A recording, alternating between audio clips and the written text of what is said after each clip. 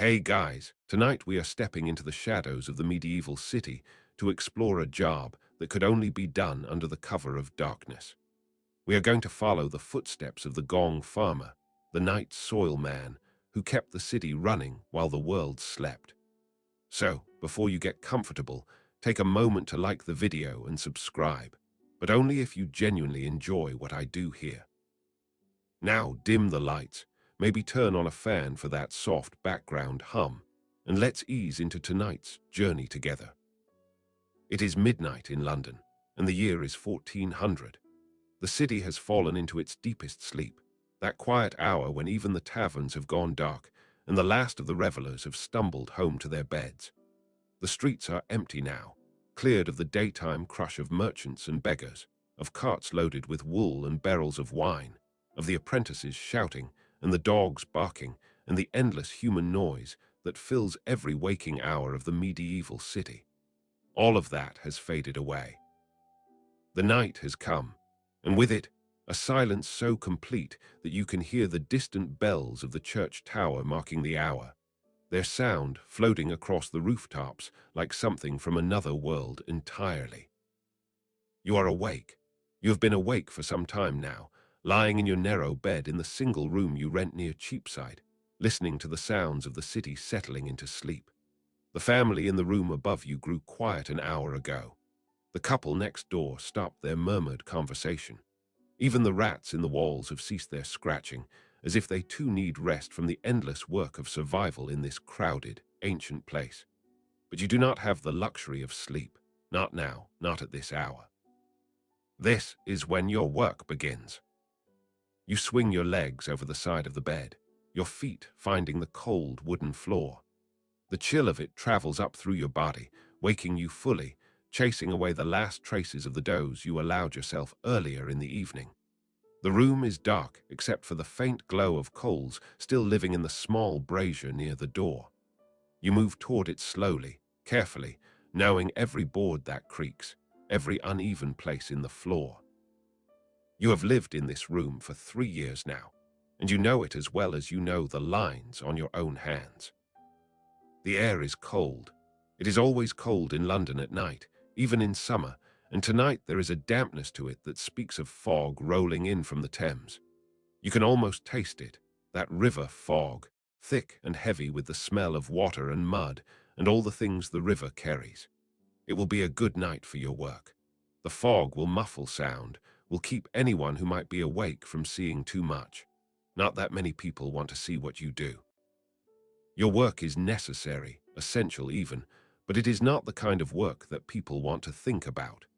It is the kind of work that happens in darkness, that leaves no trace by morning, that allows the city to function without anyone having to acknowledge how it functions. You move to the small table where you keep your things. There is not much: a wooden cup, a half loaf of bread wrapped in cloth, a jug of small beer, and your work clothes folded neatly and set aside from everything else. You begin to dress slowly, methodically, with the practiced movements of someone who has done this hundreds of times before. First, the thick woolen hose pulled up over your legs. The wool is coarse and scratchy against your skin, but it is warm, and warmth matters when you will be working outside for the next 6 hours. Then the long tunic, heavy and dark, stained from years of use. The stains never come out, not completely, no matter how many times you scrub the fabric in the river. But that does not matter. No one sees these clothes except you and the few others who do this work. No one wants to see them. Over the tunic goes the leather apron, and this is perhaps the most important piece of your outfit. It is thick, made from cowhide that has been treated and oiled until it is nearly waterproof. The leather is scarred and marked, darker in some places than others, but it is still strong. It has to be strong. It is the barrier between you and the work, the thing that keeps the worst of it from soaking through to your skin and clothes beneath. You tie it carefully at the waist, then loop the straps over your shoulders, adjusting them until the apron hangs just right. The weight of it is familiar, comforting even. When you wear this apron, you are no longer just yourself. You are a Gong Farmer. You are the night soil man. You are one of the few people in this entire city willing to do what needs to be done. You stand for a moment in the darkness, feeling the weight of the apron, the roughness of the wool against your arms, the cold air on your face. Outside, the city waits. Somewhere out there, in the great houses of merchants and the modest homes of craftsmen, in the tenements where families live packed together like herrings in a barrel, the cesspits are filling. They are always filling. Every day, every hour, the people of London create waste, and that waste has to go somewhere. It goes into pits dug beneath privies, into wooden barrels in back gardens, into the spaces beneath houses where it accumulates in the darkness, slowly rising, slowly creating a problem that will not solve itself. That is where you come in. You are the solution. You and the handful of others who do this work are the ones who keep the city from drowning in its own filth. Without you, the cesspits would overflow. The waste would seep into wells and cellars. Disease would spread even faster than it already does. The city would become unlivable. But with you, working in the night, working in secret, the city functions. The cesspits are emptied. The waste is hauled away. By morning, there is no sign that you were ever there, and the city wakes clean, or at least cleaner, ready for another day of living and working, and creating more waste for you to remove the following night. You take a deep breath, filling your lungs with the cold air of your room, and then you move toward the door. Your real equipment is stored downstairs, in the small shed in the courtyard that your landlord allows you to use. You will get it now. You will prepare. And then you will step out into the sleeping city and begin your work. The stairs creak as you descend, but there is no one to hear them. The house is silent, everyone lost in their dreams or trying to find them. You pass through the small doorway into the courtyard, and immediately the cold hits you with more force. Out here, away from even the meager warmth of the house, the night air is sharp and biting. You can see your breath now, small clouds of vapor that appear and disappear with each exhalation. The courtyard is tiny, barely large enough for 3 or 4 people to stand in comfortably, but it serves its purpose. In one corner is the shed, a ramshackle structure of old wood and a roof that leaks when it rains. But it is yours, or at least yours to use, and inside it are the tools of your trade. You push open the door of the shed, and the smell hits you immediately. It is not an unpleasant smell, not exactly, but it is distinctive. It is the smell of old leather and wood that has absorbed years of use, of wax and oil, and the faint, underlying scent of the work itself. Everything in this shed carries the mark of what you do. Everything has been touched by it, shaped by it. This is your domain, the place where the night soil man keeps his tools. The first thing you reach for is the boots. They sit in the corner, tall and heavy, made of thick leather that comes up almost to your knees. These are not ordinary boots. These are working boots built to last, built to protect. The leather is stiff and unyielding, and it takes effort to pull them on. But once they are on, once you have laced them tight around your calves, you feel ready. These boots have carried you through countless nights of work. They have stood in things that would make most people retch. They have been scrubbed and oiled and repaired more times than you can count. But they are still good. They are still strong. And tonight, like every night, they will do their job. You stamp your feet a few times, settling into the boots, feeling the way they grip your feet and ankles. The soles are thick, giving you good purchase on wet cobblestones and muddy ground. The height of them keeps your legs dry, or at least drier than they would be otherwise. You can feel the weight of them, substantial and grounding. With these boots on, you are ready to walk the streets, ready to work, ready to do what needs to be done. Next comes the lantern. It hangs from a hook on the wall, a simple construction of metal and horn panels with a candle stub inside. You take it down carefully, feeling the cool metal of the handle in your hand. The candle needs to be replaced. You reach for the small box where you keep your supply, pulling out a fresh tallow candle. The smell of it is sharp and animal, the scent of rendered fat. You fit it into the holder, making sure it is secure, and then you strike a flint against steel. Sparks fly in the darkness of the shed once, twice, 3 times, and then the tinder catches. A small flame appears, fragile and flickering, and you carefully touch it to the candle wick. The flame transfers, growing stronger, spreading light through the small space. The lantern glows now, casting long shadows on the walls of the shed. The horn panels diffuse the light, making it softer, warmer. This lantern will be your companion for the entire night. It will light your way through dark streets and darker cellars. It will allow you to see your work, to navigate the pits and spaces where you must go. You close the metal door of the lantern carefully, checking that it is secure. The last thing you need is for the candle to blow out in the wind, or worse, to start a fire somewhere. Fire is always a danger in this city of wooden buildings and thatched roofs. You must be careful. You are always careful. Now for the tools themselves. The shovel leans against the back wall, its handle worn smooth from years of use. It is not a large shovel, not like the ones farmers use in fields. It is smaller, with a rounded blade, and a handle just long enough to give you leverage without being unwieldy in tight spaces. You pick it up, feeling the familiar balance of it in your hands. The wood of the handle is dark with age and use, the grain visible under the countless oils from your palms. This shovel has served you well. It has dug and scooped and lifted more times than you could ever count. Tonight it will do so again. Beside the shovel is the long ladle, and this is perhaps the most important tool you own. It is a strange-looking thing, like a giant spoon with a handle that stretches nearly 6 feet in length. The bowl of the ladle is deep, made of copper that has developed a dark patina over the years. The handle is wood, thick and strong, reinforced with metal bands at intervals to keep it from breaking under the weight and stress of the work. This ladle allows you to reach down into the deep cesspits, to scoop from the bottom where the waste has settled and concentrated. Without it, you would have to climb down into the pits themselves, and that is something you try to avoid whenever possible. The air down there can kill a man. You have heard the stories, whispered among the small community of Gong farmers, of men who descended into cesspits and never came back out, overcome by the fumes, their bodies discovered later, sprawled in the darkness, mouths open as if they were still trying to find air that was not poison. You take the ladle carefully, testing its weight, checking the handle for any new cracks or weak spots.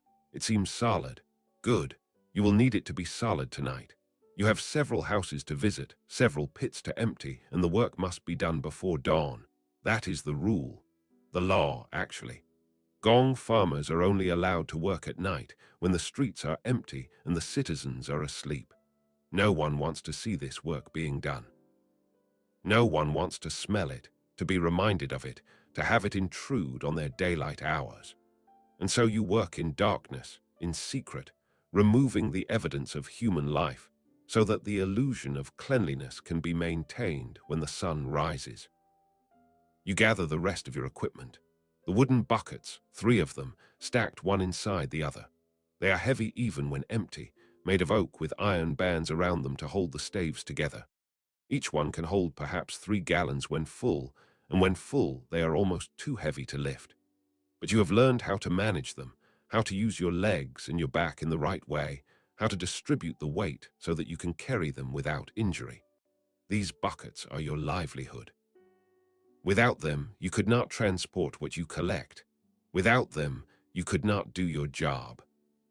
There is also the yoke, a curved piece of wood designed to fit across your shoulders. It has hooks on either end where the buckets can hang, allowing you to carry 2 at once, balanced on either side of your body. This is how you will move the waste from the pits to the cart. Fill a bucket, hook it to the yoke, fill another bucket, hook it to the other side. Then walk carefully, slowly, keeping your balance, keeping the buckets from swinging too much and spilling. It is an art, really, this carrying of buckets on a yoke. It takes practice and strength and a certain kind of patience. You have all 3. Finally, you reach for the cloth that you keep folded on the shelf. It is a simple piece of linen, worn and stained, but still functional. You wet it in the bucket of water you keep in the corner, wringing it out so it is damp but not dripping, and then you tie it around your nose and mouth. This cloth is another barrier, another layer of protection between you and the work. It will not keep out all the smell, nothing could do that, but it will help. It will filter the worst of it, will give you something to breathe through when the fumes become overwhelming. It is a small comfort, but you have learned to appreciate small comforts in this work. You stand now in the shed, fully equipped, fully prepared. The lantern glows in your hand, the tools are gathered, the boots are laced tight, the apron hangs heavy across your chest. You are ready. You have done this hundreds of times before, and you will do it hundreds of times again. This is your work. This is your life. And strange as it may seem, there is a kind of satisfaction in it, a kind of pride even. You are doing something that needs to be done. You are performing a service that keeps the city functioning. Not many people could do this work, or would do it even if they could. But you can, and you do. You step out of the shed, pulling the door closed behind you, and walk back through the courtyard toward the street. The night air feels even colder now, sharp against the exposed skin of your face, the only part of you not covered by cloth or leather. The lantern swings gently in your hand, casting moving shadows on the walls around you. Above, the sky is dark, no moon visible tonight, just the vast blackness of the heavens punctuated by a handful of stars. Somewhere in the distance, a dog barks once, twice, then falls silent. Otherwise, the city is still. You reach the gate that leads from the courtyard to the street and push it open. The hinges creak softly, a sound that seems loud in the quiet night. You pause for a moment, listening, making sure that the noise has not disturbed anyone. But there is no response, no window thrown open, no angry voice demanding to know what you are doing. The city sleeps on, undisturbed. You step through the gate and onto the street. The street is narrow, as all streets in this part of London are narrow, barely wide enough for two carts to pass each other. The buildings lean in from both sides, their upper stories jutting out over the lower ones, so that the strip of sky visible above you is just a thin ribbon of darkness. The cobblestones beneath your boots are uneven, worn smooth in some places, cracked and broken in others. You know these streets well. You have walked them countless times, in darkness and in daylight, and you know where to step to avoid the worst of the holes and gaps. You begin to walk, heading west toward the river. Your first job tonight is at the house of a wool merchant named Thomas Whitby. His house is near the waterfront, a substantial building with a stone foundation and good timber framing. He is a wealthy man, wealthy enough to have a proper cesspit dug beneath his privy, a deep pit lined with stone to keep the waste contained. But even the best cesspits need to be emptied eventually, and it has been filling for months. You received the message 3 days ago, a boy sent to your door with the request. Empty the pit at the Whitby house. Do it quietly. Do it quickly. Be done before dawn. Payment will be left in the usual place. It is always like this. The messages arrive, never during the day, never face to face. Always through intermediaries, through servants or apprentices who deliver the request and then hurry away as if they fear contamination just from speaking to you. No one wants to be seen talking to the Gong Farmer. No one wants to acknowledge that they need your services. But they do need you. They all need you. And they pay well because the alternative, a full cesspit, is unthinkable. You walk through the empty streets, your footsteps echoing softly on the cobblestones. The sound is strange in the silence, a steady rhythm that marks your progress through the sleeping city. Step, step, step, the creak of leather, the faint clink of the tools hanging from your belt, the soft splash when you step in a puddle you could not see in the dim light of your lantern. All of these sounds seem amplified in the quiet, as if the city itself is listening to your passage. The fog is beginning to roll in now, just as you expected. You can see it ahead, creeping up from the river, a white mass that flows through the streets like water, filling the low places first, then rising slowly, inexorably, until it will cover everything. The fog in London is famous, or perhaps infamous is the better word. It comes from the Thames, thick with the moisture of the river and everything the river contains. It smells of mud and fish and the salt that has traveled upriver with the tide. It muffles sound and obscures vision and makes the whole city feel like a different place, a place out of time, disconnected from the world. You walk into the fog now, and it surrounds you immediately, a cold, damp presence that clings to your skin and clothes. The light from your lantern reflects off it, creating a soft glow that extends only a few feet in any direction. Beyond that, everything is grey and indistinct. The buildings are just darker shapes in the whiteness. The street ahead disappears into nothing. But you do not need to see far. You know where you are going. You have walked this route many times before. As you walk, you pass other landmarks of the night city. A church, its tower rising into the fog, invisible above but solid below.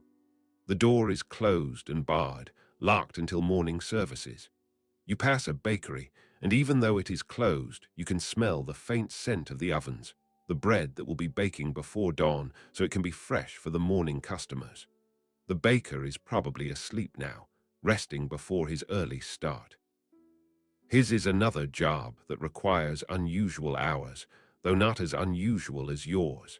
At least he works in warmth and light. At least his product is something people want to see and smell and purchase openly. You pass a well, its stone rim just visible in the fog. During the day, this well is always busy, women and servants coming and going with their buckets, drawing water for cooking and washing. At night, it stands silent and empty. You wonder sometimes if the people who draw water from these wells know how close they are to contamination. The cesspits and the wells are all dug into the same ground. The waste from one can seep into the other, especially when the rains come and the ground becomes saturated. It is a problem that no one wants to talk about, another invisible danger of city life. But you know about it. You know exactly where the pits are, how deep they go, how close they are to the wells. It is part of your work to know these things. You continue walking, and now you can hear the river. It is a subtle sound at first, just a whisper in the fog, but it grows louder as you approach. The Thames at night is a different beast than the Thames during the day. During the day, it is busy with boats and barges, with merchants loading and unloading their goods, with fishermen casting their nets, with all the noise and activity of commerce.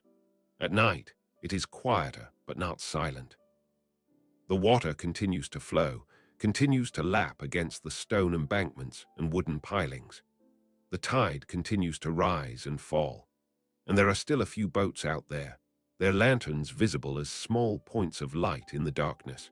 Fishermen working the night waters or smugglers moving goods they do not want seen in daylight.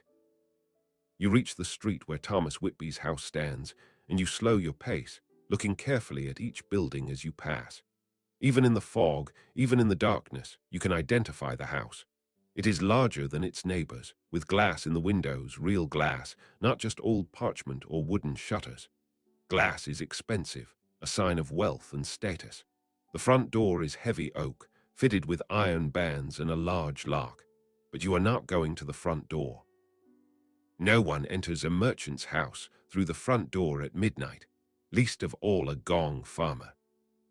You continue past the front of the house to the narrow alley that runs along its side. This alley is barely wide enough for you to walk through carrying your tools, the buildings pressing in on either side. The fog is thicker here, trapped between the walls, and the light from your lantern seems to struggle to penetrate it. But you move forward confidently, knowing that at the end of this alley is the back garden, and in that garden is the privy, and beneath the privy is the cesspit you have come to empty. The alley opens into a small courtyard, perhaps 20 feet square, surrounded by the back walls of buildings. This is the service area, where deliveries are made, where servants come and go, where the less pleasant aspects of household maintenance happen away from the public eye. In the center of the courtyard is the privy, a small wooden structure with a peaked roof. It looks almost like a tiny house itself, well built and well maintained. Thomas Whitby clearly takes pride in his property, even the parts that most people would rather not think about. You set down your tools and the buckets, arranging them carefully on the ground. Then you approach the privy, pulling open the wooden door. Inside it is dark, and the smell, even with your cloth covering your nose and mouth, is strong. This is expected. This is normal. The privy seat is a simple wooden bench with a hole cut in it, smooth and worn from use. Below the hole, is the drop into the cesspit, a shaft perhaps 8 feet deep, ending in the stone-lined chamber where everything accumulates. But you are not going in through the privy itself. That would be awkward and inefficient. Instead, you move to the side of the structure, to the small wooden hatch set into the ground nearby. This is the access point, the place where the cesspit can be reached from outside. It is locked, a simple wooden peg driven through an iron hasp, but Thomas Whitby's servant left it unlocked for you, as arranged. You pull out the peg, set it aside, and then grip the iron ring set into the hatch door. The hatch is heavy, made of thick planks, and it takes effort to lift it. You pull, feeling the strain in your arms and back, and slowly the hatch rises, the hinges creaking softly. You prop it open with the wooden stick you brought for this purpose, making sure it will not fall closed while you are working. Then you raise your lantern and look down into the pit. The cesspit is perhaps 4 feet across and 8 feet deep, just as you expected. The walls are lined with stone, good work, well-fitted blocks that have kept the waste contained. But now the pit is nearly full, the level of waste risen to within 2 feet of the top. You can see the surface of it in the lantern light, dark and thick, with a scum on top that glistens slightly. The smell rising from the pit is powerful, even worse than the privy itself. A concentrated miasma of human waste that has been sitting and fermenting for months. You take a moment to prepare yourself mentally. This is always the hardest part, the first moment of real contact with the work. Once you begin, once you are in the rhythm of scooping and pouring, it becomes almost mechanical, almost meditative. But this first moment requires a certain resolve, a certain willingness to accept what you are about to do. You reach for the long ladle, gripping it firmly in both hands. The handle is smooth and cool, familiar in your grasp. You lower the ladle into the pit, watching as the bowl descends toward the surface of the waste. It touches, breaks through the scum, and sinks deeper. You can feel the weight of it through the handle, the sudden increase in resistance as the ladle fills. You pause for a moment, letting the bowl fill completely, then you begin to lift. The weight is substantial. The ladle, when full, must weigh 20 or 30 pounds, and you are lifting it from 8 feet below ground level, which means you need to raise it more than 10 feet total to get it out of the pit, and high enough to pour into a bucket. You use your legs, bending your knees, using the strength of your whole body rather than just your arms. The ladle rises slowly, steadily, dripping as it comes. You can hear the drops falling back into the pit, a soft, wet sound that echoes slightly in the confined space. The ladle clears the rim of the pit, and you swing it carefully to the side, positioning it over one of the wooden buckets you have set ready. You tip the ladle, and the waste pours out in a thick stream, filling the bucket with a sound like porridge being poured, heavy and viscous. The smell is intense this close, but you are prepared for it, breathing slowly and steadily through your cloth, focusing on the work, on the rhythm, on the task at hand. You lower the ladle back into the pit and repeat the process. Dip, lift, pour, dip, lift, pour. It is slow work, deliberate work, and it requires concentration. You must be careful not to splash, not to spill. Every drop that falls on the ground is a drop that you will have to clean up later, and worse, it is a violation of the code, the unwritten rules that govern the work of Gong Farmers. Keep it contained. Keep it controlled. Leave no trace. The first bucket fills slowly, one ladle at a time. When it is nearly full, you stop, not wanting to overfill it and risk spillage. You move the bucket aside and position the second one. Then you continue. Dip, lift, pour. The rhythm is soothing in its way, almost hypnotic. There is nothing to think about except the next scoop, the next lift, the next pour. The world narrows to just this, just the pit and the ladle and the buckets, just the work. Around you, the fog continues to thicken and the night presses in. Somewhere in the distance, you hear the church bells again, marking the hour. 1 in the morning now. You have been working for perhaps 20 minutes and you have filled 2 buckets. The pit is still more than half full. This will take time. But you have time. You have all night if necessary, though you will need to finish here and move on to the other houses on your list.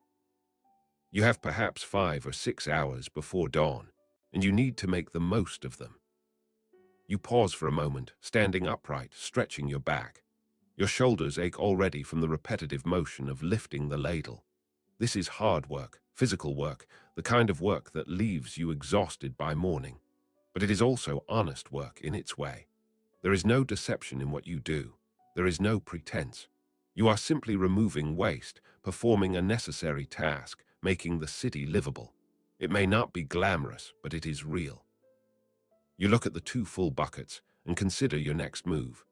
You could continue filling buckets until you have emptied the entire pit, but that would mean having many full buckets sitting in the courtyard, vulnerable to tipping or spilling. Better to make a trip to the cart now, to empty these first 2 buckets, and then come back for more. This is the way you have learned to work, making multiple trips, keeping the amount of waste exposed at any one time to a minimum. You reach for the yoke, lifting it and positioning it across your shoulders.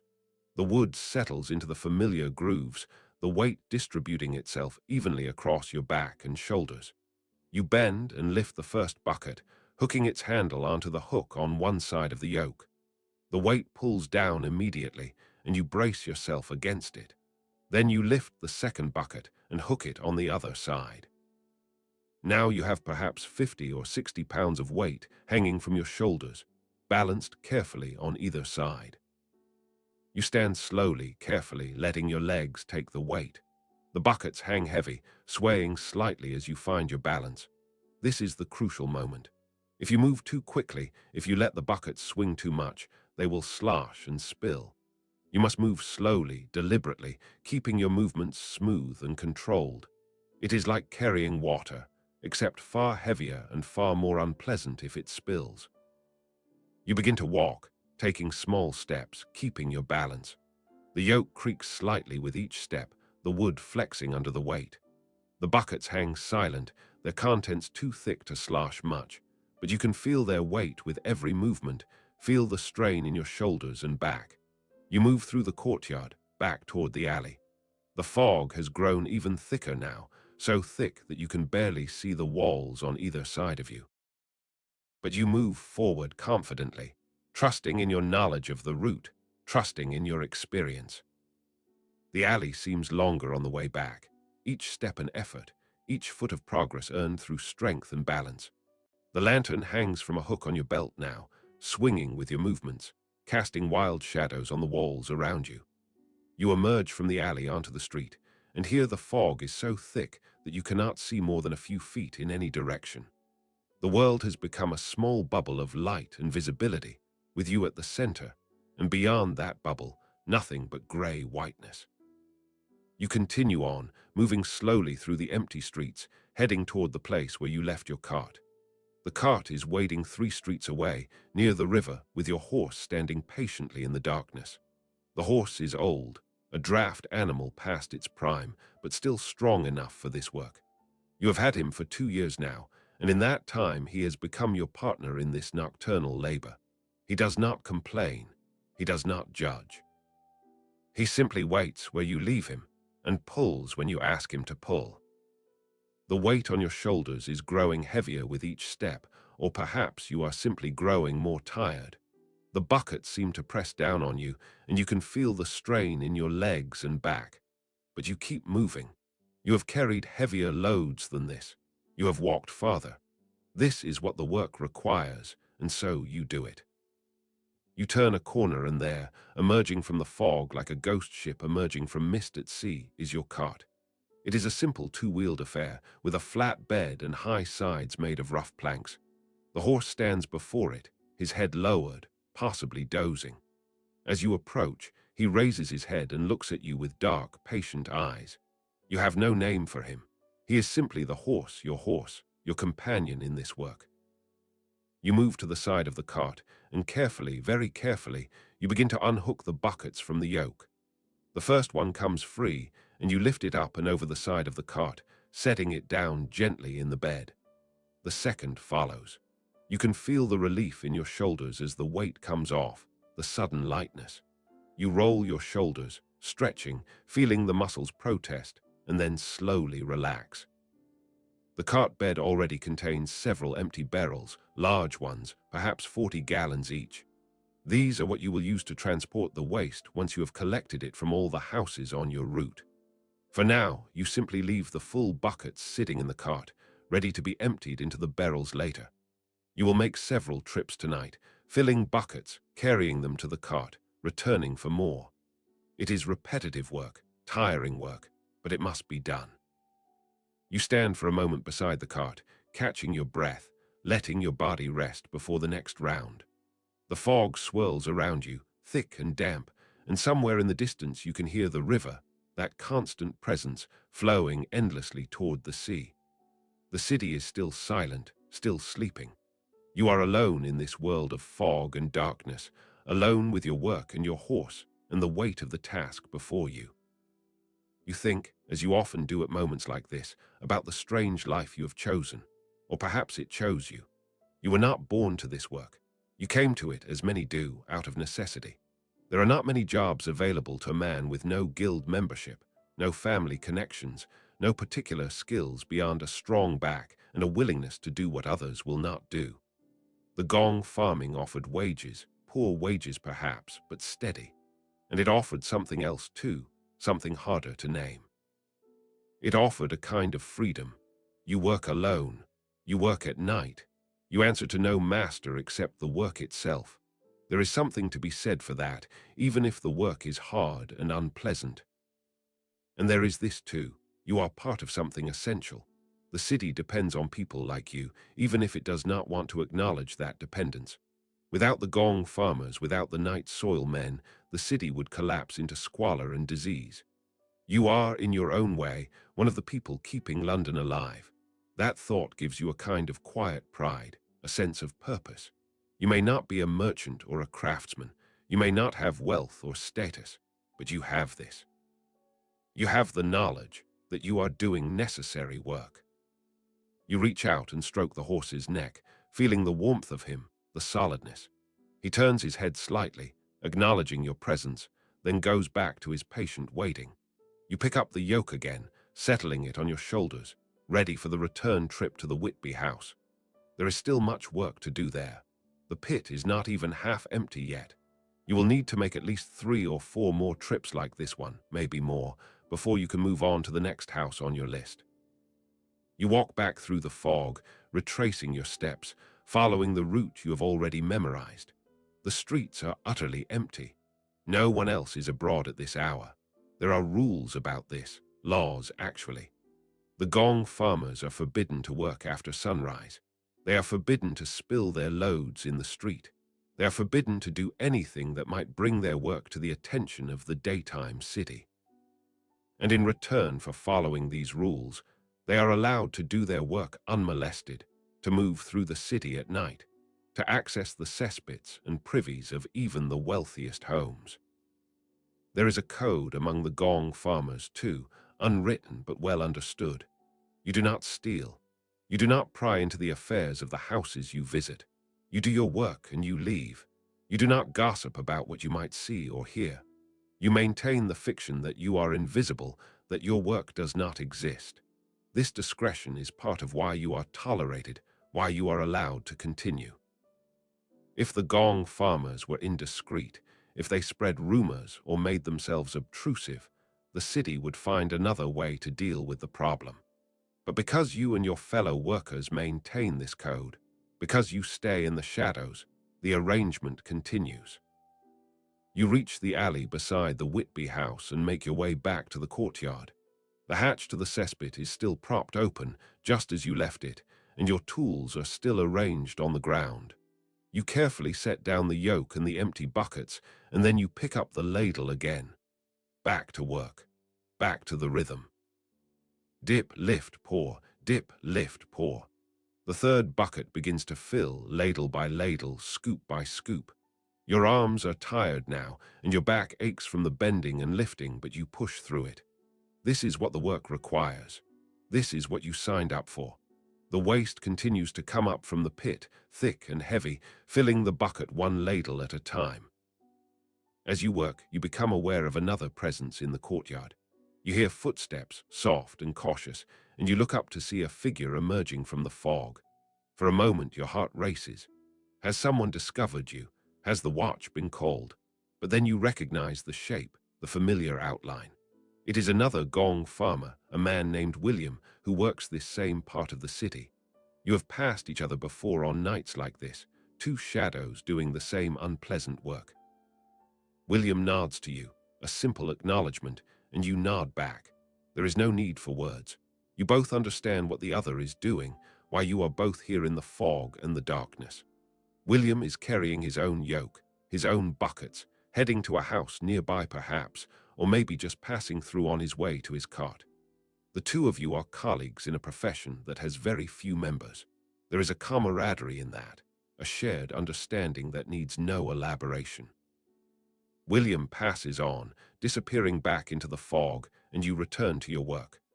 The moment of connection, brief as it was, has reminded you that you are not entirely alone in this. There are others doing the same work, moving through the same streets, emptying the same kinds of pits. You are part of a small community, invisible to most of the city, but real nonetheless. It is a strange kind of brotherhood, bound together by the nature of the work, by the shared experience of doing what no one else wants to do. The fourth bucket fills. You set it aside and position the fifth. Your shoulders are screaming now, protesting the repetitive motion, but you ignore the pain. There will be time to rest later. For now, there is only the work. Dip, lift, pour, dip, lift, pour. The rhythm continues, unchanging, steady as a heartbeat. The pit at the Whitby house is finally empty. You have made 5 trips to the cart, carrying buckets each time. And now when you lower your lantern and look down into the cesspit, you can see the stone bottom, glistening slightly with moisture but otherwise clear. The job is complete. You lower the hatch carefully, fitting the wooden peg back through the iron hasp, securing it as you found it. By morning, when Thomas Whitby or his servants use the privy, they will notice that the smell is less oppressive, that there is a quality of emptiness to the space below. But they will not speak of it. They will simply carry on with their day, grateful for the work you have done, but unwilling to acknowledge it directly. You gather your tools, loading them carefully back onto your belt and into the canvas sack you use for carrying. The ladle, the shovel, the smaller implements. Everything is cleaned as best you can manage in the darkness, wiped down with the cloth you keep for this purpose. Then you make your way back through the alley, back to the street, heading toward your cart. The fog is beginning to thin now, though it is still thick enough that visibility is limited to perhaps 10 or 15 feet. But you can feel a change in the air, a subtle shift that speaks of the passing hours. It must be nearly 3 in the morning now, perhaps later. Time moves differently at night, when there are no church bells close enough to hear clearly, when the only measure of passing time is the progress of your own work. You reach the cart and find it loaded with the buckets from the Whitby house, along with buckets from 2 other houses you visited earlier in the night. The cart bed is heavy now, laden with the waste of perhaps 30 or 40 people, collected from their cesspits and privies, concentrated here in wooden containers. The barrels in the cart are not yet full. You will need to empty the buckets into them, consolidating the load. This is always done away from the city, at the dumping grounds, where the smell and the sight of it will not offend anyone. You move to the front of the cart and take up the reins. The leather is cold and damp in your hands, slick with moisture from the fog. The horse raises his head as you climb up onto the driver's seat, a simple wooden bench with no back, just a plank set across the front of the cart. You settle yourself, arranging the reins, and then you make a soft clicking sound with your tongue. The horse leans into the harness, and the cart begins to move. The wheels creak as they turn, wood and iron grinding against the axles. It is a sound you have heard 1,000 times, a sound that is as much a part of your work as the smell or the weight of the buckets. The cart rolls forward slowly, the horse finding his rhythm, and you guide him through the narrow streets toward the western gate. This is the route you always take, the route all the Gong farmers take. West, toward the fields and gardens outside the city walls, toward the dumping grounds where the night's soil is deposited. The sound of the horses' hooves on the cobblestones echoes in the empty streets. It is a steady rhythm, clip-clop, clip-clop, clip-clop, each step a beat in the slow song of your journey. The cart wheels add their own voice to the music, creaking and rattling, and together these sounds fill the silence of the night. You are making noise now, more noise than you made while working in the courtyard, but it does not matter. This is permitted. The law allows you to move through the streets with your cart, as long as you do so at night, as long as you are gone before dawn. You pass through neighborhoods you know well. The houses here are a mix of sizes and conditions, from the substantial homes of successful merchants to the cramped tenements where multiple families live stacked one above the other. All of them produce waste. All of them need your services, whether they admit it or not. You have worked in many of these houses over the years, have climbed down into their cesspits, have seen the underbelly of their daily lives. There is an intimacy in that, though it is a one-sided intimacy. You know their waste, but they do not know you. The street begins to slope downward slightly, and you can tell you are approaching the western part of the city, the part closest to the river's curve.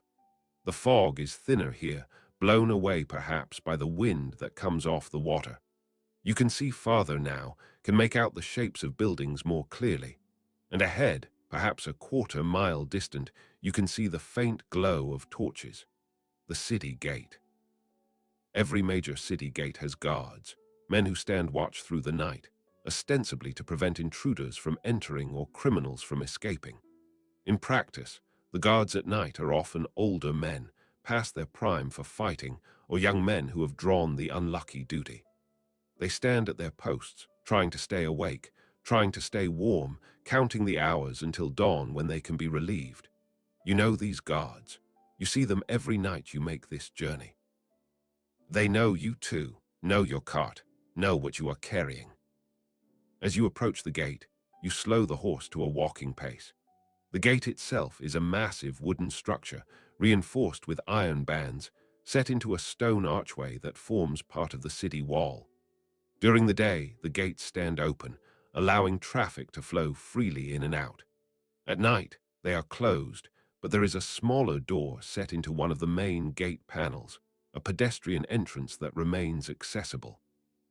Your cart is too wide for this door, but the guards, seeing you approach, move to open one of the main gate panels just wide enough for you to pass through. One of the guards raises a hand in greeting.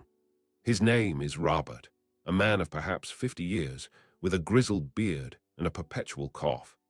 You have exchanged words with him before, brief conversations in the dead of night, two men doing their respective jobs while the rest of the city sleeps. "Evening, friend," Robert calls out, his voice rough and tired. "Full load tonight."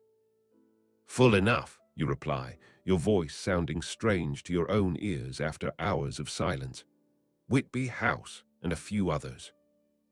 Robert nods, moving to the gate mechanism. "Right then, out you go." He and his fellow guard, whose name you do not know, work together to pull open one of the gate panels. The hinges groan, protesting the movement, but slowly the gap widens until it is large enough for your cart to pass through. You click to the horse again, and he moves forward, pulling the heavy cart through the opening. "Mind yourself out there," Robert calls after you. "Fog's thick still." You raise a hand in acknowledgement but do not turn back. The gate closes behind you with a heavy thud, and you are outside the city now, outside the walls that define London, outside the protection and the constraint of the urban space. Out here, the world is different. The air smells different, cleaner somehow, despite what you are carrying. There is less of the concentrated human smell, less of the wood smoke and garbage and crowded bodies. Instead, there is the smell of earth and grass, and the river in the distance.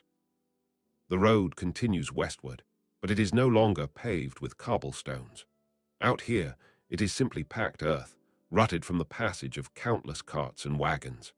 The cart bounces and sways as the wheels navigate the uneven surface, and you brace yourself on the seat, keeping the reins steady. The horse knows this route as well as you do. He has walked it many times, and he maintains a steady pace without much guidance from you. The dumping grounds are perhaps a mile outside the city walls, in an area of fields and gardens that are used for various purposes. Some of the land is farmed, growing vegetables and grain to feed the city. Some of it is used for grazing animals, and some of it, the areas designated for the night soil, is where people like you bring the waste of the city to be deposited. It is a carefully managed system, one that has developed over generations. The waste is not simply dumped randomly. It is spread on fields that are designated for this purpose, fields that will be plowed and planted, fields where the waste will break down and enrich the soil. You can see the first of these fields now, emerging from the thinning fog. The land here is flat, stretching away on either side of the road, divided into sections by low hedges and wooden fences. In the darkness, it is hard to make out details, but you know this landscape. You have been here countless times. You know which fields are currently being used for dumping, which ones are being left to rest, which ones are being actively farmed. You guide the horse off the main road and onto a smaller track that leads to the designated dumping area. The cart wheels sink slightly into the softer earth here, and you can feel the increased resistance as the horse pulls. But he is strong, and he keeps moving, following the track to a specific spot near a low wooden fence. This is where you will unload.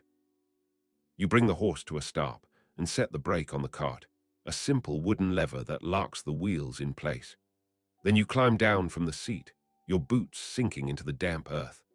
The ground here is soft from all the organic material that has been deposited over time, and there is a smell to it, rich and earthy, not entirely unpleasant. It is the smell of decomposition, yes, but also of life, of the cycle of growth and decay that sustains everything.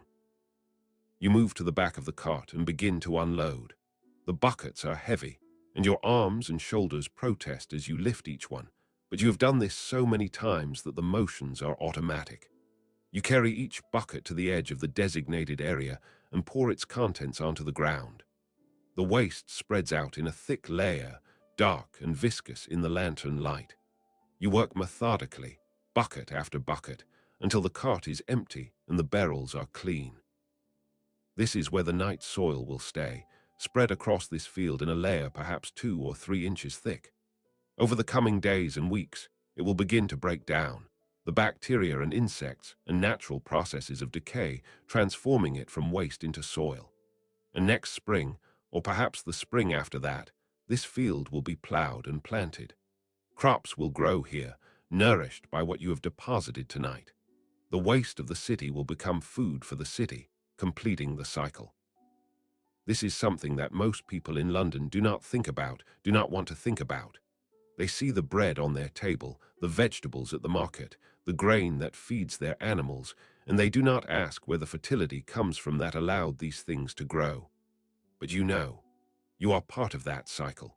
The waste you collect, the night soil you transport, it has value. It is not just something to be disposed of. It is a commodity, a product that farmers will pay for. In fact, the economics of gong farming are more complex than they might seem.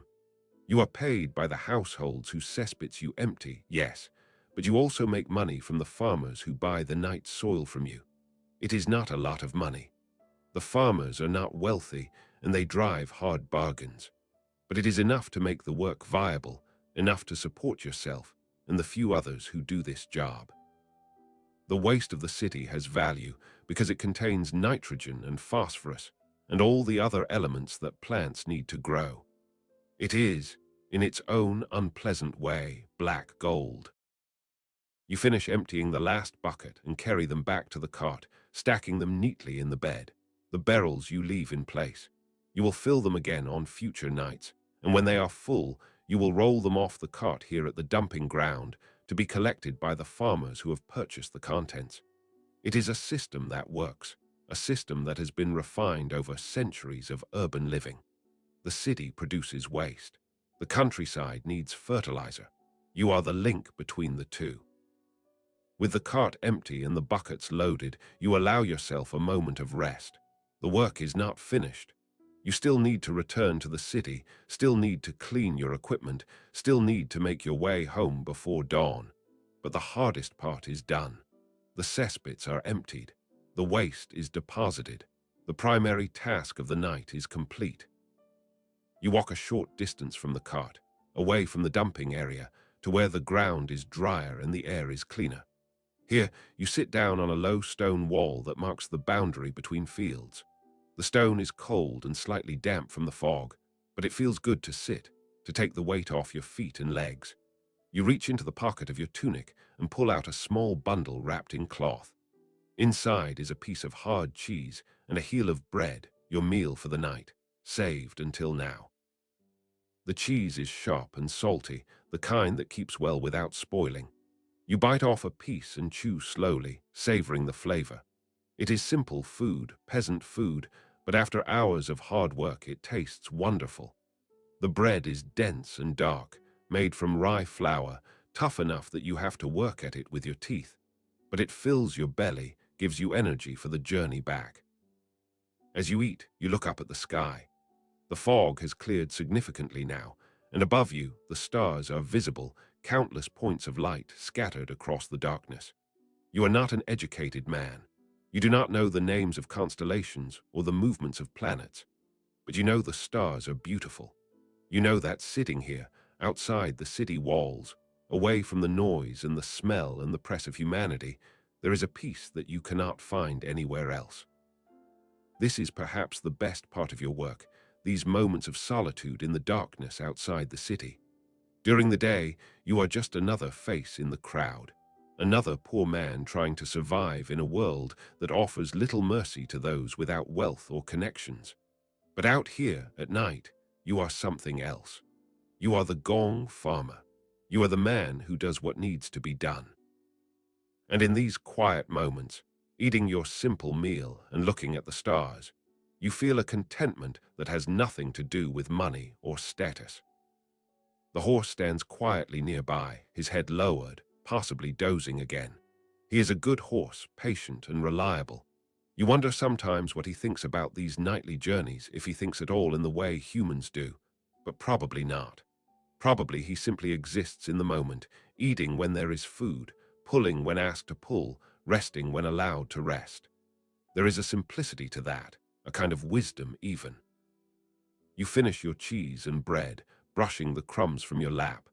The sky to the east is still dark, but there is a quality to that darkness now that suggests change is coming. It is perhaps 4 in the morning, maybe later. Dawn is still an hour or two away, but the night is beginning its slow transition toward day. You can feel it in the air, a subtle shifting, a sense of anticipation. The nocturnal world is preparing to yield to the diurnal one. You stand up from the stone wall, stretching your arms above your head, feeling your back crack and pop.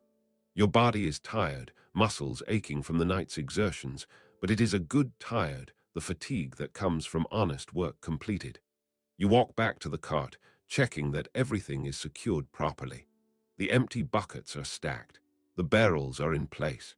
The tools are stored away. Everything is ready for the return journey. You climb back up onto the driver's seat and release the brake. The reins feel lighter in your hands now, or perhaps you are simply accustomed to their weight. You make the clicking sound again, and the horse responds immediately, leaning into the harness. The cart begins to move, lighter now without its heavy load, rolling more easily over the rutted track. You guide the horse back toward the road, back toward the city gate.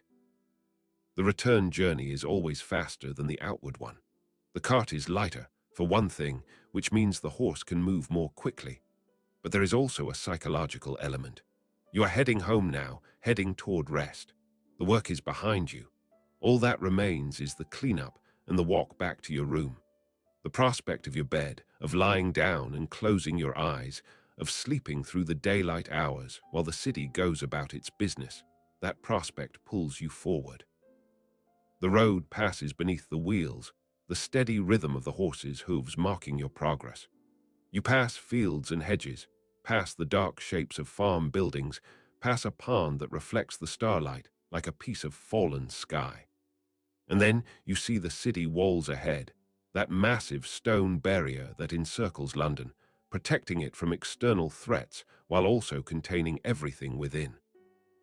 The gate is still as you left it, the torches still burning, though lower now, guttering in their iron brackets. Robert is still on duty, leaning against the wall, his arms folded across his chest. He sees you approaching and straightens up, moving to open the gate without being asked. The other guard helps him, and once again the heavy wooden panel swings open, groaning on its hinges. You guide the horse through the opening, back into the city. The transition is immediate and palpable. Outside the walls, there was space and air and a sense of openness. Inside, the streets close in around you, the buildings loom overhead. The concentration of human habitation presses down. You are back in London, back in the crowded, smelly, vibrant city that is your home. "Good night's work?" Robert asks as you pass. "Good enough," you reply. "Get some rest, friend." "I will." The gate closes behind you with a solid thud, and you are fully back in the city now, moving through the same streets you traveled earlier, but in the opposite direction. The fog has lifted almost completely, and you can see more clearly now. The buildings are dark, windows shuttered, doors barred. But there is a sense that this darkness is temporary, that soon, very soon, the city will begin to wake. You need to clean your equipment before going home. This is part of the ritual, part of the code. You do not bring the tools of your trade into your living space while they are still dirty. You clean them first, washing away the night's work as best you can. And the best place to do this is the river. You guide the horse down the sloping streets toward the Thames. The sound of the water grows louder as you approach, that constant rush and gurgle of the river flowing past the city. You know a spot on the embankment, a place where stone steps lead down to the water's edge, where you can access the river without disturbing anyone. It is downstream from where most people draw their drinking water, downstream from the main docks. Out of the way, discreet. You reach the embankment and bring the cart to a stop. The horse stands patiently while you climb down and begin to unload the buckets once more.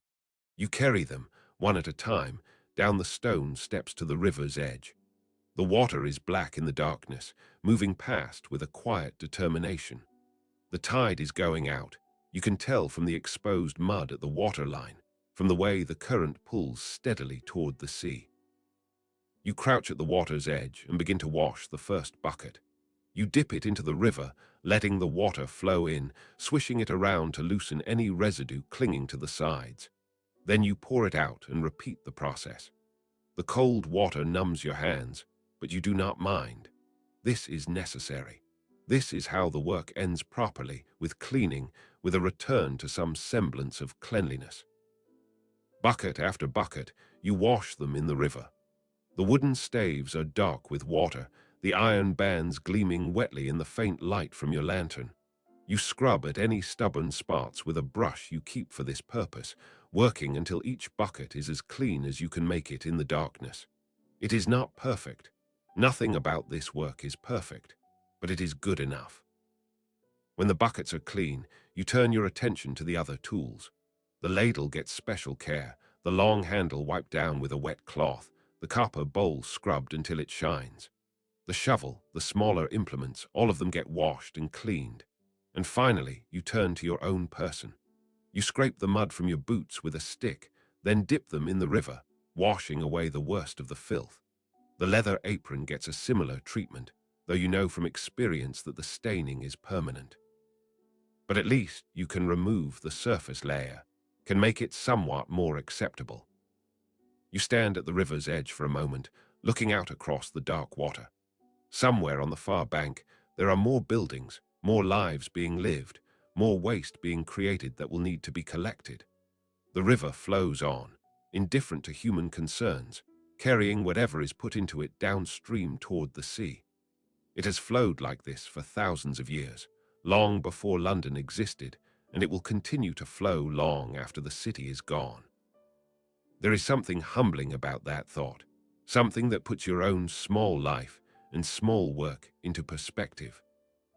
But then you hear it, a sound that signals the end of your working night, a rooster somewhere in the distance greeting the coming dawn. The call is faint at first, then stronger, and soon it is joined by other roosters, other birds, a chorus announcing that the night is ending and the day is beginning. You look to the east and see that the sky there is no longer completely black. There is a grayness now, a subtle lightening that speaks of the sun's approach, still below the horizon but rising, always rising. You gather your cleaned equipment and carry it back up the steps to the cart. The buckets are stacked neatly, the tools are stored away. Everything is as it should be. You climb back onto the driver's seat one last time and guide the horse away from the river, back into the streets of the city. But these streets are different now. They are waking up. You pass a bakery, and you can see light glowing from within, can see movement through the windows. The baker is already at work, stoking his ovens, preparing the first batch of bread that will be sold when the shop opens. The smell of baking bread drifts out into the street, warm and yeasty, and your mouth waters despite the fact that you just ate. There is something about fresh bread, something that speaks to a deep human need, a comfort that transcends the simple provision of calories. Further on, you pass a house where a servant is opening the shutters on the ground floor windows, letting in what little light exists in this pre-dawn grayness. The servant, a young woman, sees you passing with your cart and quickly looks away, not wanting to acknowledge what you are or what you have been doing. You do not take offense. This is normal. This is expected. You are the Gong Farmer. You exist in the shadows, and even when seen, you are not truly seen. More signs of waking life appear as you move through the streets. A cat prowls along a wall, hunting for its breakfast. A dog noses through garbage in an alley. A man empties a chamber pot from a second-story window, the contents splashing onto the street below. This is London waking up, returning to its daily routines, preparing for another day of life and commerce and all the messy business of human existence. But you are going the opposite direction. While the city wakes, you are preparing to sleep. While others begin their workday, you are ending yours. This has always been the nature of your job, this inverse relationship with the normal rhythms of life. You work while others sleep. You sleep while others work. You are out of phase with the world, living in the spaces between, in the hours that most people never see. You reach the stable where you keep the horse and cart, a small building near your lodging, rented from a man who asks no questions about what you use it for as long as you pay on time. You guide the horse inside, into his stall, and begin the process of unhitching him from the cart. The harness comes off, piece by piece, and you hang each part on its proper hook.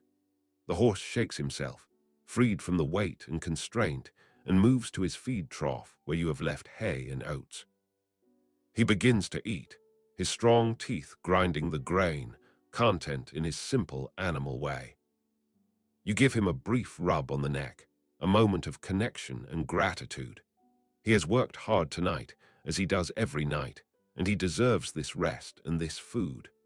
Then you turn and walk out of the stable, closing the door behind you, leaving the horse to his meal and his rest. The walk to your lodging is short, just a few streets, but it feels longer because your body is finally allowing itself to feel the full extent of its exhaustion. Your legs are heavy. Your shoulders ache. Your hands are stiff and cold from the work and the washing in the river.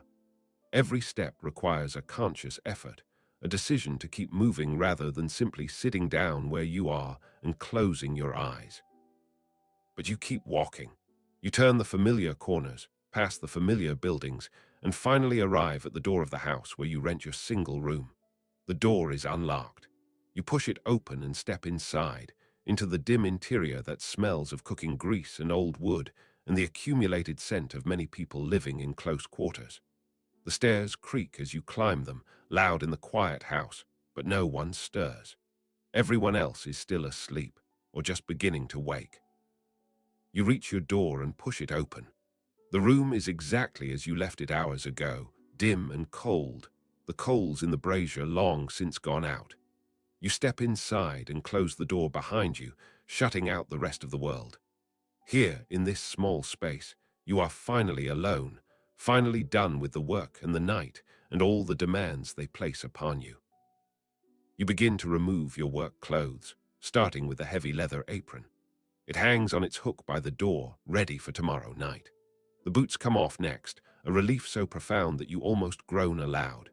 Your feet throb as the pressure releases, and you wiggle your toes, feeling the blood flow return. The boots go in the corner, standing upright, waiting for the next time they are needed.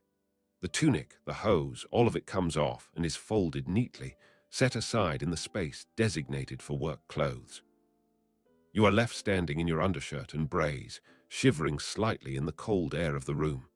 But your bed is right there, narrow and simple, just a wooden frame with a straw mattress and a wool blanket.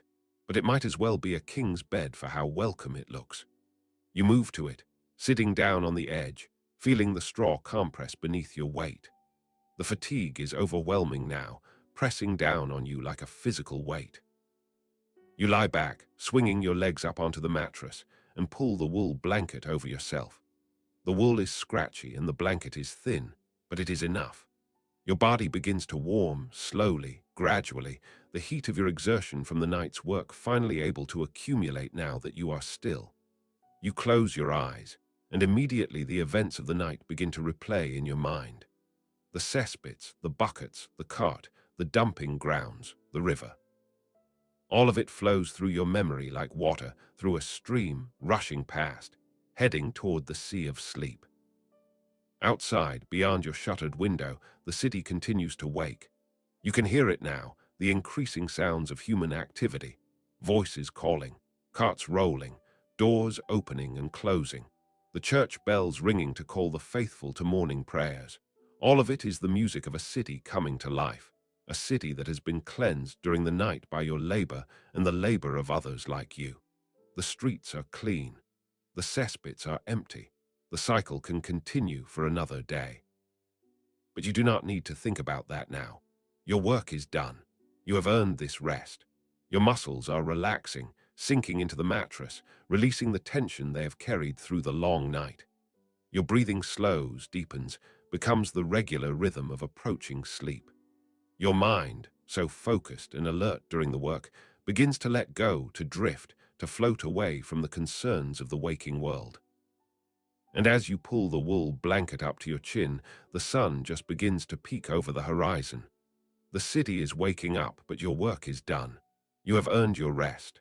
The streets are clean, the night is over, and you are safe. Sleep well.